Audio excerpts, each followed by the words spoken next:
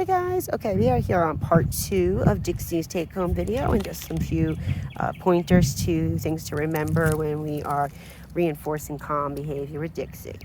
Okay, good. So even there, so again, what we're working on is calm behavior. So this is a great demonstration. Again, with my cat, this is a good one. Come here, Dixie, you're tangled. There you go. Okay, so this is a great one. Let me just get her untangled real quick. Okay. So this is a great thing for you to understand. So right there again, you can see if I let her pull me, she can. But if I release tension and I just move my arm in a little bit, right, or out a little bit actually, if I move it in and I can just release that tension a little bit, that makes pressure mean something. It means you need to stop what you're doing, calm down, pay attention.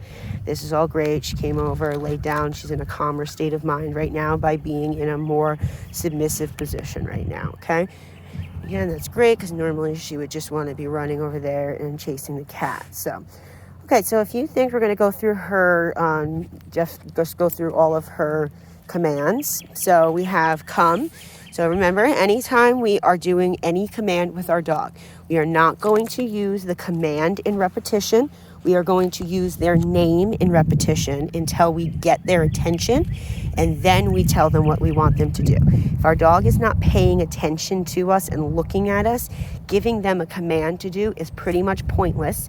And you're giving them, if you were to say, sit, sit, sit, sit, sit, you're giving them 5, 6, 7, 8, 9 chances to do it and mess up. When in reality, I could go, Dixie, Dixie, come, sit, down, Dixie, down. So I'm going to give her a little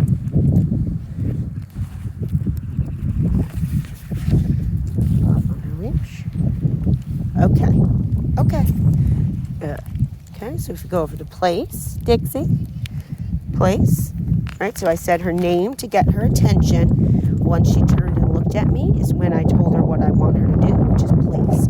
When we go over to place, you're just going to walk over to the object, extend your arm to it. Dixie, place. So because she broke place without me saying one of her releases, which are either okay or easy. Okay. Good. Dixie. Dixie. Right, so now she hasn't messed up in any command, right? She just hasn't paid attention to me yet. So we're not letting her go 5, 6, 7, 8, 9 times. We're just going to have her do it once. Right, so I can say, Dixie, sit. So see how much quicker that was this time? Okay. Right, Dixie, come. Sit. Good. Down. So I give her some hand signal. Down. Okay, she doesn't do it. Nope. Sit. So I always go from a sit position first when I'm getting down. Now if she doesn't do it, what you can do is you can kind of go like this on your slip lead. See if she understands what pressure means. Again, dogs do not speak English. We do not speak bark. We have now taught her a pressure system for communication. So we're using our leash to communicate with her and using spatial pressure. Notice as soon as I moved into her, she kind of pops up. And then when I back up, So she broke from her down. So without her thinking she's allowed to just get up when she feels like it, I reinforce, no, you have to stay in the Dixie. Down. Okay, so I'm going to step on her leash. Dixie.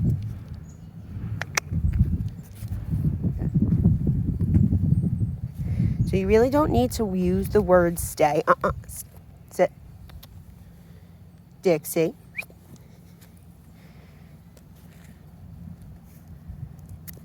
So you can see she knows what the command means, but she has to understand that she's not allowed to just get up whenever she feels like it. She has to wait until I say, okay. Good. So Dixie, come. Sit. Down. Dixie, down. Okay. Place. All the way. Okay. Okay, so right there, she starts to get all excited and jumpy. Okay, so another one that I want to go over with you is taking treats nicely and doing feeding by hand with her. Okay, so when she is taking a treat, from you, if you just put your hand out like this and let her, she wants to chomp it from you. So without giving her any direction, I'll show you. So she tries to kind of like snap it. She's getting a lot better when she first started. She was very snappy. It actually even hurt when she tried to take some food from you. So now what I do with all my dogs is I kind of pinch my treat between my fingers here, right? So that she can smell it and lick it even, but she can't. See how she can't get it from me? So I'm not reinforcing that snappy behavior is okay, right? So what she now is going to do, I'm going to say, easy. So that was a good demonstration too. My foot is on her leash so that, because I'm not holding it, so that if she does try and go anywhere, I still have, control over her. So again, I didn't let her pull right there, so I released tension, and now I'm just going to hold it again. Okay, so if she tried to jump on me right now, so even just to demonstrate, I'll hold a treat high up, right, so that she's getting better. Okay, good. What you doing? What you doing, girl? What you doing? What you doing, right? Good girl. So even just showing her a little bit of excitement, not even that much, notice her entire energy changes. She just gets so excited when anyone is happy about her, right? So we have to really enforce this calm energy with her. Okay, so back to taking treats and food nicely. You can hold it in your hand. Now, when you go to give it to her, if she gets snappy, you want to take your hand back, right? You're going to go like that and say, easy, right? So that was much nicer, okay? Dixie. Easy. Good. Okay, so she tried to take that too much with your teeth and not so much her tongue, then I'm going to just kind of take it back from her, right? And say, easy. And she only gets rewarded when she shows calm behavior. The more you reinforce calm behavior with a puppy, the more they're going to understand that this is how positive things come. This is how I get my food when I'm relaxed, and nice things happen when I'm calm. Easy. Good girl. Okay. Good girl. Dixie, come. Sit. Okay. Good. So you can see she tries to do that little Tigger bounce that normally, when I used to release her about a week or two ago, she would pounce up on me almost every single time I said, okay, she would just jump up like she was Tigger. Now she her front paw is released, but right, so again, I have my foot on the leash so that she saw my cat run up. She wanted to go say hi. She's really, really good with the cat. She just wants to play more than anything. She's really sweet. She's a good girl. Dixie. Good. So even just that, So right there, too bad my hand was a little off. But right there, she kind of tried to snap it from me a little too much. I did, and I took it back. Easy. Much nicer. Okay. Okay. Good. So you can see she's allowed to sniff the cat. I still have my foot so that she can't do too much, right? If it's too much for the cat, too much for her, I still have control over the situation.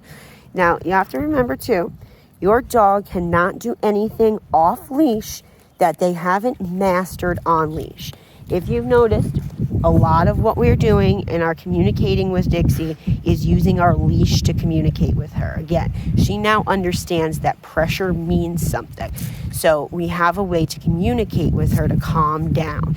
So we can't do that just using our verbal command. That would just be like me going, blah, blah, blah, blah, blah, blah, blah, blah, right? See, she just like, what are you talking about, Kristen? But really, using your leash is important. So you can reinforce things if you want to start working on your off-leash reliability. You can drop your leash and not hold it and still have her do things. Dixie, come. Sit. Down. All the way. Down. Good girl. Down.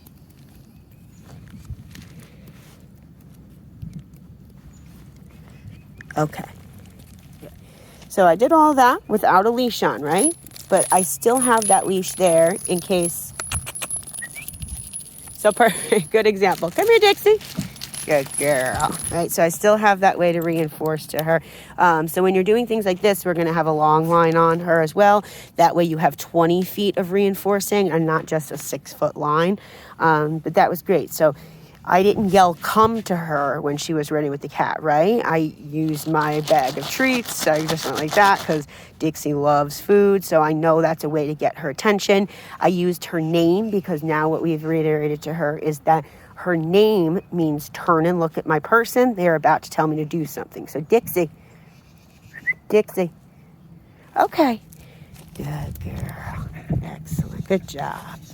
Right? So that's a really good example for you to really understand that, you have to have your leash on your dog in the house, especially the next few days and week or two when they're home, because you need to now change something that you were doing previously before training for them to understand that they don't get to just do the same thing they did 3 weeks ago. This isn't magic. Dixie is still Dixie. She's still happy. She's still, a puppy. She's still really excited. But we need to show her now that there's a new way of doing things. So if you don't reinforce the new language that she's learned, it's like she went to boot camp for 3 weeks and she learned how to speak French. And if she goes home and you don't know how to speak French, or you don't continue to keep working on that with her, she's not going to continue her education and get better. She's going to forget everything that she learned, and she's going to just continue to do what she did before school. So you have to make sure that you are a leader for your dog. Your dog cannot follow your lead if you are not taking control and telling them, this is what I want from you. We can't just expect them to do what we want without explaining that to them, that this is what I want from you every time. Dixie's been with me for 3 weeks now, and she understands what I expect of her. So it's up to you as a handler to show her the same thing, that this is what I expect from you now on a daily basis. And you need to communicate with her doing that, using her commands. So, and also a good thing to remember too is that you have to remember, if we rely on physical exercise to wear our dog out, all you are going to do is build an athlete. Eventually, she will need 2 miles of a running to wear her out, and then 3 miles, and then 4 miles as she gets older, right? Because she's going to get used to that amount of endurance. If we wear out her brain and give her, look at her frog legs, she's so cute. If we reinforce, Dixie, if we wear out her brain and we give her mental stimulation rather than just physical stimulation, you're going to have a much more well-rounded dog. Wearing out her brain is a lot more important than not a lot more important, it's just as important though. And you're going to see an even more tired dog. The more you practice, repetition plus consistency is your obedient dog. Okay, so you have to make sure that you're doing that on a daily basis. You're wearing out her brain. Dogs were not bred to just be our friends. They were all bred to perform a task, have a job, and serve a purpose. And if we don't give that to them, they are going to find an outlet for that energy in their head, and it's typically going to be something destructive or just annoying in general, right? They're going to find a way to do something. It's kind of like when we were all on lockdown and everyone started getting stir crazy because we weren't working and you had nothing better to do. Or it's like a kid during summer where they start to get bored after a week or two because they're so used to going to school and using their brains all day that they almost don't know what to do with themselves when they're on summer break, right? So you have to make sure you wear out her brain. You give her a job to do. A job is just as simple as practicing commands and making it a little bit more difficult as you guys both master it. Think of dog training as a ladder. We started at the very bottom, teaching her what the command means, and then we slowly start working up the ladder, adding a little bit more and more things as far as distractions go to make it a little more challenging. But do it at your pace as a handler.